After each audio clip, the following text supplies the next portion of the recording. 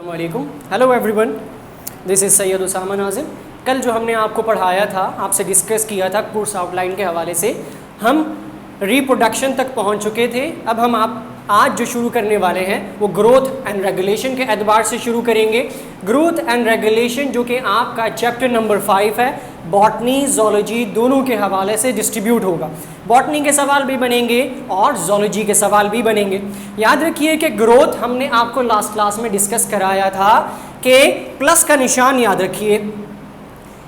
Growth का मतलब बहुत सारे बच्चे ये कहते हैं कि बढ़ना, तो मैं बढ़ने का मतलब ये कहता हूँ कि क्या जो बच्चा पैदा हुआ वो पैदा होने के बाद क्या ऐसे ही लंबा हो गया और छत तक चला गया, या फिर वो ऐसे ही भिक्षु बन गया? नहीं, ऐसा पॉसिबल नहीं है। तो ग्रोथ का मतलब क्या है? ग्रोथ का मतलब ये होता है कि प्लस का निशान, increase in length as well as in width, लंबाई और चौड़ाई में बढ़ना। लंबाई और चौड़ाई में बढ़ने का मतलब क्या है? ग्रोथ है। रेगुलेशन का मतलब क्या? जब भी आप ग्रोथ और रेगुलेशन की बात करते हैं तो ग्रोथ किन किन फैक्टर्स पर इन्हिसार करती है, कौन कौन से फैक्टर ग्रोथ के लिए ज़रूरी हैं। अगर प्लांट है तो उसमें कौन कौन से, यानी मिसाल के तौर पर वस्कुलर बंडल हो गया, वस्कुलर बंडल के साथ साथ एपिडर्मल लेयर हो गया, ठीक है जी। इसी तरीके से अगर आप आगे चलते हैं एनिमल्स के अंदर, तो उसके अंदर आपको डिफरेंट ऑर्गन्स की ज़रूरत पड़ती है ताकि आपकी ग्रोथ हो सके। मिसाल के तौर पर आपकी स्किन है, वो स्किन छोटी जब आप पैदा हुए थे वैसी के वैसे नहीं रहती, उसके सेल इंक्रीज करते, आपके नर्वस सिस्टम के सेल डिक्रीज करते। बात समझ में आ गई? तो ये तमाम वो चीज़ें हैं जिससे आपकी बॉडी रेगुलेट करती है, यानी किसी फंक्शन को परफॉर्म करती है। किसकी मदद से? ग्रोथ की मदद से। अगर आप चलें आगे तो प्योर चैप्टर आपका जो सेल साइकिल पर है, यानी बॉटनी पर।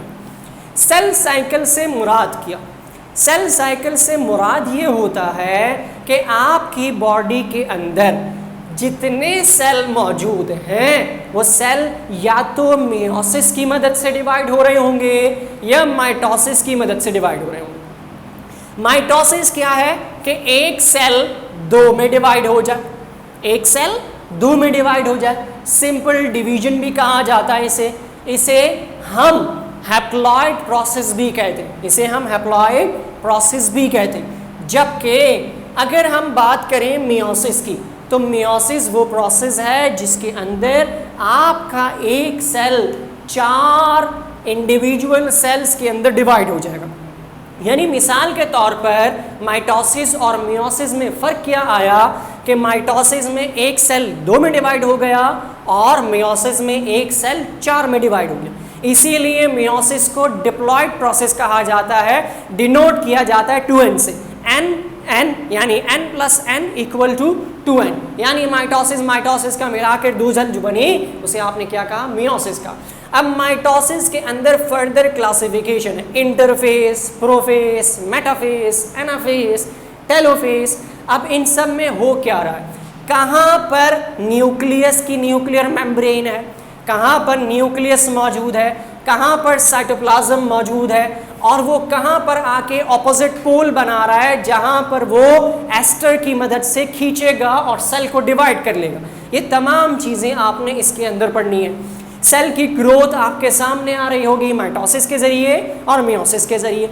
आप मियोसिस पढ़ेंगे तो मियोसिस के अंदर भी आपको प्रोफेस 1 भी पढ़ना है, प्रोफेस 2 भी पढ़ना है। अब इसमें आपको प्रोफेस 1 के अंदर फर्दर 5 प्रोसेस और पढ़ने, जिसे लेप्टोटीन, जाइगोटीन, पैकिटीन, डिप्लोटीन, डायकिनेसिस कहा जाता है। जब आप इस चैप्टर को पढ़ने के लिए पहुंचेंगे तो हम इसको ब्रीफली डिस्क्राइब करेंगे और फिर आपको आसानी से समझ में आ जाएगा। अभी छोटी छोटी से की पॉइंट्स आपको बता रहा हूँ ताकि आपको याद रहे। फिर आपसे ये पूछा जाएगा इस चैप्टर के अंदर कि ये बताइए कि अगर किसी वजह से कोई सेल की ग्रोथ ख़राब हो जाए उसे क्या कहा जाता है। तो ये भी आपने पता करना है कि किसी वजह से सेल साइकिल में सेल की ग्रोथ ख़राब हो रही है, या सेल मैच्योर हो रहा है, या माइक्रोसेफेली हो रहा है, भाई कैसे हो रहा है, ये तमाम चीज़ें आप यहाँ पे पढ़ लेंगे। DNA and chromosome, DNA stands for deoxyribonucleic acid and a chromosome. याद रखिए कि आप जब एक सेल को पढ़ते हैं तो सेल के अंदर क्रोमोसोम भी मौजूद होता है, क्रोमोसोम के अंदर डीएनए मौजूद होता है। डीएनए हेरिडिटरी मटेरियल होता है जो क्रोमेटिन नेटवर्क्स को बनाता है। क्रोमेटिन नेटवर्क्स बनेंगे तो क्रोमेटिन नेटवर्क्स जो होंगे वो अपने पास हेरिडिटरी मटेरियल रखेंगे। जब हेरिडिटरी मटेरियल अपने पास रखेंगे तो वो हेरिडिटरी मटेरियल ये बताएगा कि आप जिस घर में रह रहे हैं आया वो आपके वाकई पेरेंट्स हैं या आप किसी और के घर में गलती से चले गए। इसीलिए आपकी स्टडी डीएनए की, चाहे आप इसके क्लासिफिकेशन पढ़ें, इसमें आरएनए भी पढ़ेंगे आप, राइबोन्यूक्लिक एसिड को भी पढ़ेंगे आप, फिर उसकी डिफरेंट टाइप्स को पढ़ेंगे, डीएनए की फॉर्मेशन को पढ़ेंगे आप, इसी तरीके से क्रोमोसोम की डिफरेंट टाइप्स को पढ़ेंगे आप, वी शेप में पढ़ेंगे, एल शेप में पढ़ेंगे, सिलेंड्रिकल फॉर्म में पढ़ेंगे जिसे टेलोसेंट्रिक कहा जाता है, एक्रोसेंट्रिक कहा जाता है। ये डिफरेंट नाम है क्रोमोसोम की क्लासिफिकेशन के। आइए आगे चलते हैं, जीन्स एंड वेरिएशन। जो नेक्स्ट चैप्टर है आपका जीन। जीन का मतलब होता है transfer of hereditary material, transfer of hereditary material from parent to offspring. एक जनरेशन से दूसरी जनरेशन में मटेरियल का ट्रांसफर होना और फिर ये बताना कि वो किसके कैरेक्टर्स को शो कर रहा है। दो तरह के कैरेक्टर्स होते हैं, एक जीनोटाइप और दूसरा फिनोटाइप। जीनोटाइप का मतलब होता है जेनेटिक मेकअप। जीनोटाइप का क्या मतलब होता है? जेनेटिक मेकअप, जिसके अंदर आपका जीन यानी डीएनए। फिनोटाइप का मतलब होता है फिजिकल मेकअप। फिजिकल मेकअप किसे कहते हैं? जैसे मिसाल के तौर पर आपके घर में आपकी शक्ल किसी न किसी से मिलती होगी, चाहे नाक मिलती हो, चाहे बातों का अंदाज मिलता हो, चाहे गुस्सा करना मिलता हो, किसी न किसी से मिलता है, उसे फिनोटाइप कहते हैं। यानी फिजिकल मेकअप जो आपकी अपीयरेंस शो कर रहा है, आपकी पहचान करा रहा है, फिनोटाइप। और जो आपकी जेनेटिकल आइडेंटिफाई करा रहा है आपको या आइडेंटिटी करा रहा है आपकी, वो क्या कहलाता है? Genetic makeup. वेरिएशन का मतलब क्या है? वेरिएशन का मतलब ये, मिसाल के तौर पर जब हम इन चैप्टर्स को पढ़ते हैं तो इसमें ये पढ़ते हैं कि एक बच्चे का ब्लड ग्रुप बी पॉजिटिव है, एक बच्चे का ब्लड ग्रुप ए पॉजिटिव है, माँ बाप का ब्लड ग्रुप जो है वो ए बी पॉजिटिव है। तो ये वेरिएशन कैसे आए? तो इस वेरिएशन को पढ़ने के लिए आप मेंडल्स के कुछ लॉस को पढ़ते हैं, चाहे वो मेंडल का फर्स्ट लॉ हो या सेकंड लॉ, आप उनको पढ़ते हैं जिसके अंदर आप वेरिएशन बताते हैं कि ये वेरिएशन कैसे आए। मिसाल के तौर पर अगर आपको ये वेरिएशन पता करनी है तो हम एक प्लांट के अंदर ये वेरिएशन का पता करते हैं। मिसाल के तौर पर मैं एक प्लांट ले लेता हूँ, टॉल को हम क्रॉस ब्रीड करा देते हैं शॉर्ट से। अगर हम टॉल ले रहे हैं तो इसका क्रोमोसोम हमने ले लिया टीटी के एतबार से। आपको पता है कि दो क्रोमोसोम्स होंगे तो एक कैरेक्टर बनता है, दो क्रोमोसोम नहीं होंगे तो कैरेक्टर नहीं बनेगा। शॉर्ट के लिए हमने छोटा टीटी ले लिया। अब ये जो आपके सामने है ये पेरेंट्स हैं, और ये पेरेंट्स के आपके सामने क्या आ गए? जीन्स आ गए। अब इन जीन्स के एक कॉमन यहाँ से आ गया, एक कॉमन यहाँ से आ गया, टी और टी। सपोज करिए कि आपने इसे फादर कंसिडर किया और आपने इसे मदर कंसिडर किया, तो एक क्रोमोसोम फादर का आ गया, एक क्रोमोसोम मदर का आ गया। आपके पास ये F1 जनरेशन आ गई। ठीक है जी, फर्स्ट जनरेशन कहा जाता है इसे, F1 जनरेशन। अब ये F1 जनरेशन फर्दर आप इसकी क्रॉस ब्रीड करा सकते हैं। इसके लिए आप चेकर बॉक्स का इंतज़ाम करते हैं। 4 बॉक्सेस आपने बना लिए और 4 बॉक्सेस में आपने ये एक आपके सामने नज़र आ रहा है, ऐसे बहुत सारे, एक उठा के आपने यहाँ रख दिया टी और टी, एक उठा के आपने यहाँ रख दिया। इसको आपने जब इससे क्रॉस ब्रीड कराया तो आपके सामने ये टी कैपिटल और ये टी कैपिटल। इसको जब आपने इससे क्रॉस ब्रीड कराया तो एक कैपिटल और एक स्मॉल। फिर आपको इसने इससे क्रॉस ब्रीड कराया तो टी कैपिटल पहले आ गया, टी छोटा बाद में आ गया। इसको इससे कराया क्रॉस ब्रीड तो टी और टी। अब आपके सामने देखिए वेरिएशन आ रही। पहले आपके सामने सिर्फ और सिर्फ टॉल था और सिर्फ शॉर्ट थे। दो कैरेक्टर आपके सामने थे, एक टॉल था एक शॉर्ट था। अब यहाँ पे आपके पास प्योर टॉल भी आ रहा है, ठीक है जी। दूसरा आपके सामने, इसे हम ड्राफ्ट कंसिडर करते हैं, ड्राफ्ट का मतलब होता है दरमियाना। ये दो आपके सामने ड्राफ्ट है और एक आपके सामने प्योर शॉर्ट आ रहा है। वेरिएशन आई, एक टी यहाँ से यानी कैपिटल वाला और एक स्मॉल टी, दोनों में वेरिएशन आई। अब ये कैसे आएगी, इसके लिए आप वेरिएशन को पढ़ते हैं, जीन्स को पढ़ते हैं, कैरेक्टर्स को पढ़ते हैं कि कैसे ऑफस्प्रिंग के अंदर ये कैरेक्टर डिस्ट्रीब्यूट होते हैं। आइए ज़रा आगे चलते हैं नेक्स्ट आपके बायोटेक्नोलॉजी पर।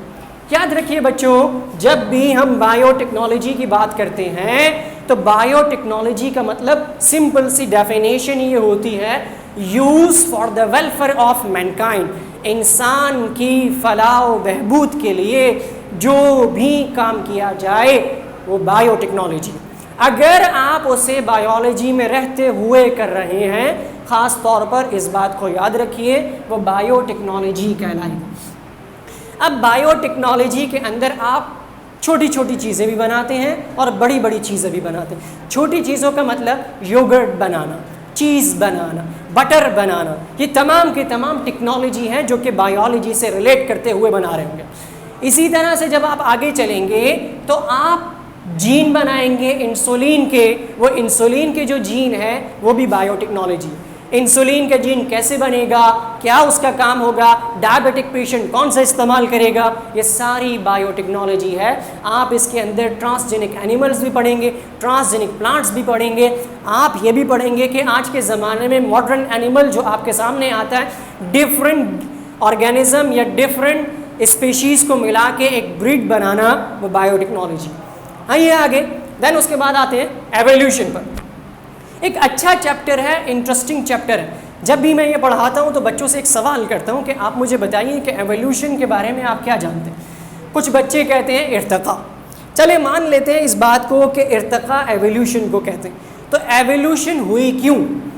अगर हम आपकी किताब को पढ़ें तो आपकी किताब डार्विन की थ्योरी और लेमार्क की थ्योरी को डिस्कस करती है।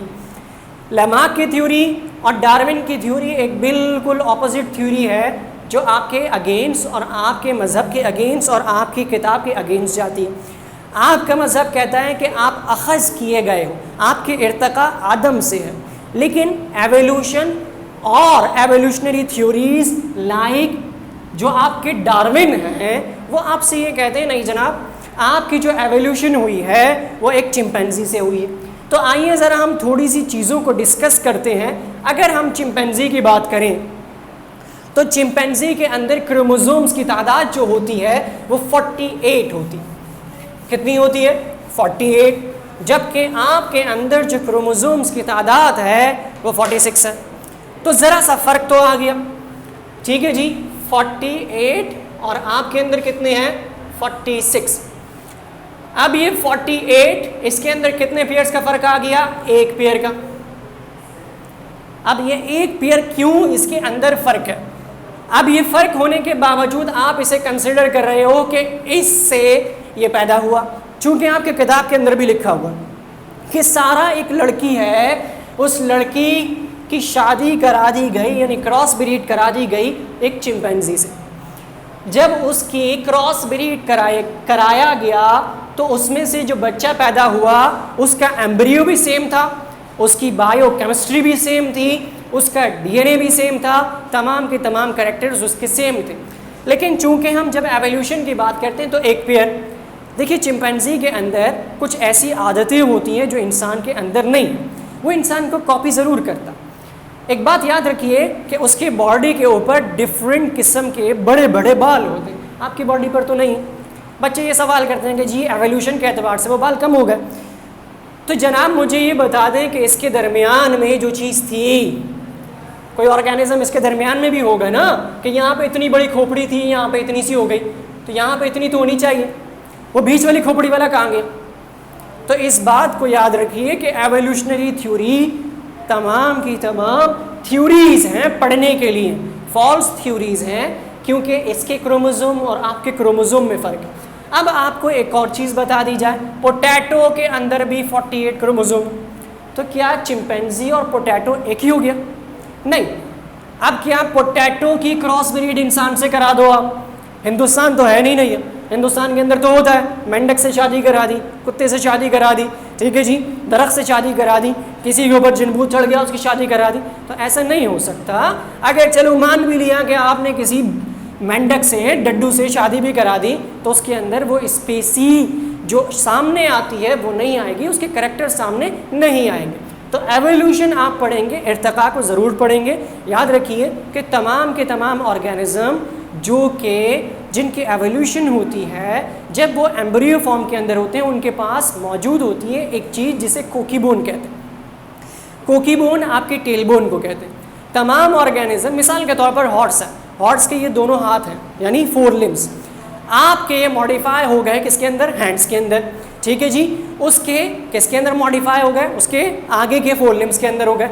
इसी तरह से वेल है, वेल के पैडल्स के अंदर कन्वर्ट हो गए। तो ये बायोकेमिस्ट्री मिलती है, एम्ब्रियोलॉजी मिलती है, लेकिन इससे ये साबित होता है कि ऑर्गेनिज्म को बनाने वाला, क्रिएट करने वाला एक, बात समझ में आई, उसकी क्रिएशन एक है। ये नहीं कि एक ऑर्गेनिज्म से ये ऑर्गन भी पैदा हुआ, ये ऑर्गेनिज्म भी, ये ऑर्गेनिज्म भी, ये ऑर्गेनिज्म भी, एक ही ऑर्गेनिज्म से मछली भी पैदा हो गई, एक ही ऑर्गेनिज्म से ह्यूमन भी पैदा हो गया, एक ही ऑर्गेनिज्म से बर्ड भी पैदा हो गई, ऐसा पॉसिबल नहीं है। आइए ज़रा आगे चलते हैं इकोसिस्टम पर। बच्चों, जब इकोसिस्टम की बात करते हैं तो आपकी सराउंडिंग और आपकी सराउंडिंग के अंदर रहने वाली तमाम चीज़ों को डिस्कस किया जाता है।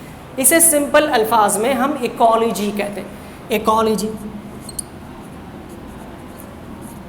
इकोलॉजी किसे कहते हैं, स्टडी ऑफ एनवायरनमेंट, ठीक है जी, and the interaction with their organism. Ecosystem के अंदर आप मेजर पार्ट्स को पढ़ते हैं। इकोसिस्टम बनता कैसे, इकोसिस्टम बनेगा कैसे, कम्युनिटी और पॉपुलेशन से मिलकर बनेगा। अब इसके अंदर जब आप चीज़ों को पढ़ते हैं तो वो चीज़ें क्या कहलाती हैं, आपकी लिविंग वर्ल्ड। लिविंग वर्ल्ड पढ़ेंगे आप, कहाँ से शुरू करेंगे, सेल से।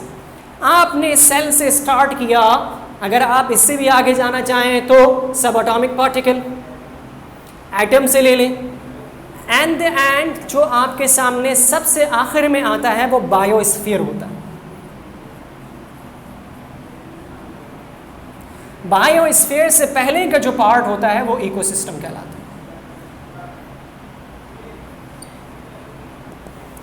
अब इकोसिस्टम के अंदर या तो आपके पास डेड ऑर्गेनिक मैटर होगा या ऑर्गेनिक मैटर होगा।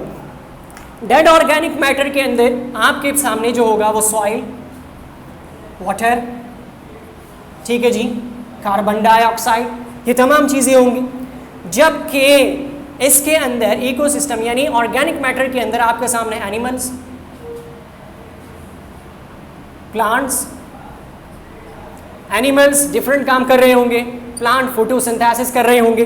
तो इन दोनों का मजमुआ इकोसिस्टम कहलाता है। बनेगा कैसे, क्या क्या चीज़ें चाहिए, क्या क्या कैरेक्टर्स चाहिए, वो तमाम चीज़ों को आप किस में पढ़ेंगे, इकोसिस्टम में पढ़ेंगे। अब सब मेजर इकोसिस्टम, ओशन कैसे बना, ओशन की लेयर्स कितनी है, आप मरीन बायोलॉजी, इसी तरह से आप मरीन बायोलॉजी के साथ साथ दोनों चीज़ें पढ़ेंगे कि सॉल्टी वाटर और प्योर वाटर में फ़र्क क्या है। फिर इसी तरीके से आप ये पढ़ेंगे कि आपकी अर्थ की जो लेयर्स हैं वो कैसे आपके इकोसिस्टम पर इफ़ेक्ट हो रही हैं, पॉल्यूशन कैसे क्रिएट कर रहे हैं, उसे आप फर्दर क्लासीफाई कर देंगे मैन एंड एनवायरनमेंट के अंदर। दुनिया में सबसे ज़्यादा अपने आप का नुकसान करने वाला ये शख्स है।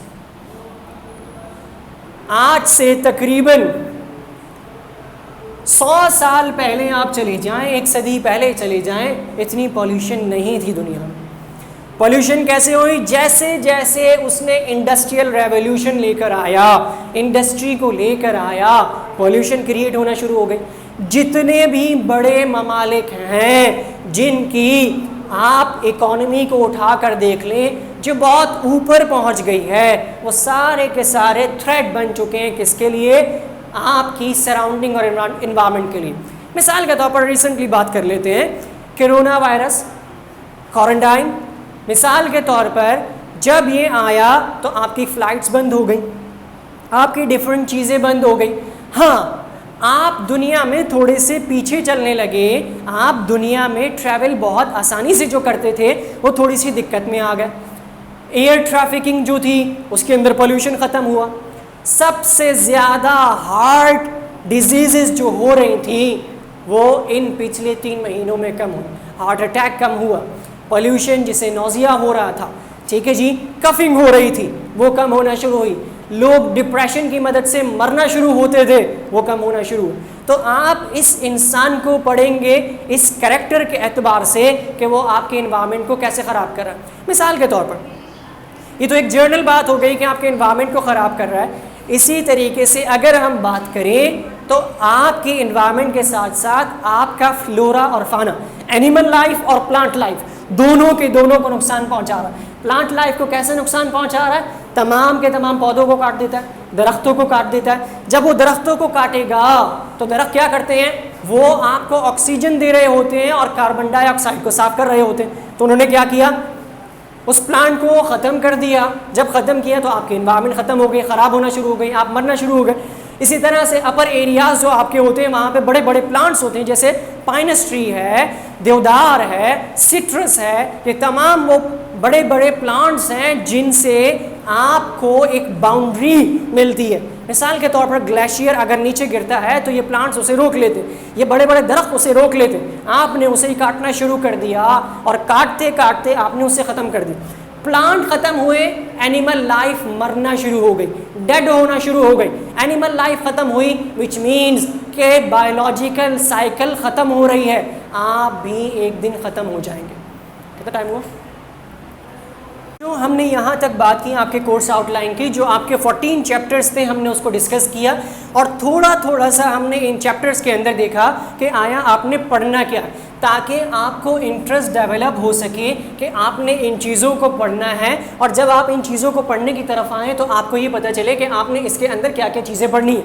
जब आप इन चीज़ों की तरफ आएंगे तो आपको और भी आसानी होगी, आपका इंटरेस्ट डेवलप होगा, आपको पता होगा कि ये चीज़ें आपने पढ़नी है। तो हमने आपको बताया ये चैप्टर नंबर 1 बॉटनी ज़ूलॉजी दोनों का है, चैप्टर 2 बॉटनी ज़ूलॉजी दोनों का है, चैप्टर 3 जो है वो आपका बॉटनी ज़ूलॉजी दोनों का है, रिप्रोडक्शन जो है वो बॉटनी ज़ूलॉजी दोनों का है, ग्रोथ एंड रेगुलेशन जो है वो भी आपका बॉटनी ज़ूलॉजी दोनों का है, सेल साइकिल बॉटनी का है, जबकि डीएनए और क्रोमोसोम जो है वो बॉटनी का है, जीन एंड वेरिएशन जो है वो ज़ूलॉजी का है, बायोटेक्नोलॉजी दोनों के अंदर शामिल किया जाता है, एवोल्यूशन ज़ूलॉजी के अंदर शामिल किया जाता है, इकोसिस्टम, सब major ecosystem, man and environment, ये दोनों के दोनों बॉटनी ज़ूलॉजी, और ये इसके अंदर यानी लास्ट पोर्शन के अंदर बॉटनी और ज़ूलॉजी में शामिल होगा, जबकि ये दोनों जो होंगे ये आपके बॉटनी के अंदर शामिल होंगे।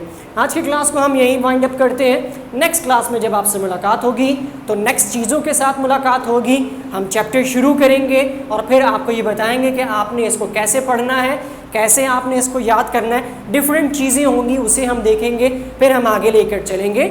नेक्स्ट क्लास में आपसे मुलाकात होगी। अल्लाह हाफ़िज़।